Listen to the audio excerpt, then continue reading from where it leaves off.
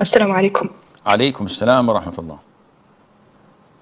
So, I don't contact my relatives very often just because, like, I'm not used to that. But, like, there's nothing wrong between us. And my parents are actually the one who usually contact them. How But, close? like, How I close don't- are they? I'm sorry? How close of relatives are they? Are they your paternal and maternal uncles? Oh, yes. Okay, what's your question? So, like, I don't know if this is okay. No, it's not. It's not. This is an obligation upon you. Just because your father or mother contact their siblings and you feel that they've done the job, why would I talk to them? No, you're doing a sin on your own.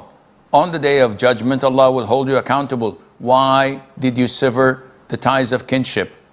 I know so many people that don't call their uncles and aunts. And that is a major sin. Some of my own relatives, my nieces, do not call me for ages, years and years, despite the fact I tried to call them multiple times. They don't pick up and they don't call back. You message them, they don't care. Who cares?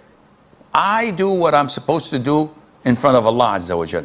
Allah puts barakah in my life, in my health, in my wealth, in my family.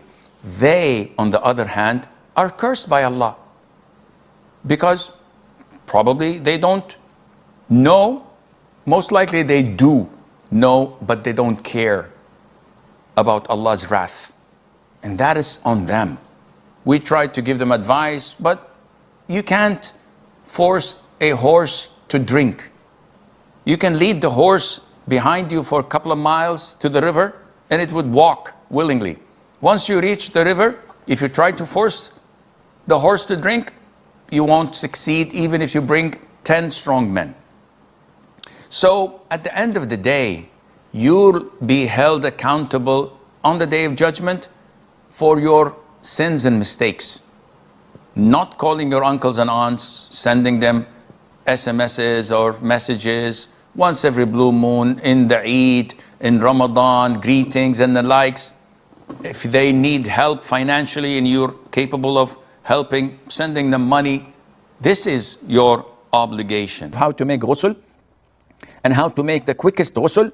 Can we do quick ghusl if we want to purify ourselves from menses? The answer is yes. Ghusl is one, which is to intend to uplift the major ritual impurity by covering your whole body with water and turning the water in your mouth and rinsing your nose. So the sunnah way is to first of all wash your hands 3 times, wash your private part, then wash your hand again with a detergent so that no najasa is there.